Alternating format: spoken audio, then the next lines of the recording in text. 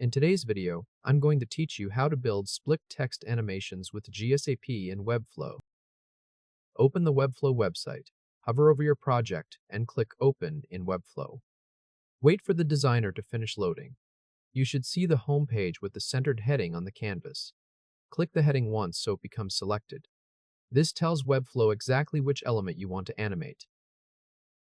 Now go to the right side panel and click the Interactions tab. This is where you create motion and timing for elements in the designer. Under Trigger On, choose Page Load from the list. Then move to Action, click the plus button, and select Animate. As soon as you do that, the bottom area of the designer changes into a horizontal timeline view, and you will see one empty action block ready to be configured. In the Action settings, look at the Target section near the top. Open the Target Type drop-down and switch it to Class. In the Class field, type the heading's class name. Say the class name clearly as you enter it, because this is how the animation gets applied to that heading class. Set duration to 0, 6 seconds. Then open the Ease drop-down and choose Power2 Out. Under Animator Properties, find Opacity, turn on from, and set it to 0. Leave 2 at 100%. Next, find Move Y. Set from to 40 pixels and leave 2 at 0 pixels. These values define where the letters begin and where they finish in the animation.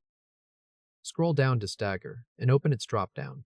Choose Offset Time, then enter 0.05 seconds. Leave from Set to Start so the letters animate from left to right. Keep scrolling until you reach Split Text and switch that on.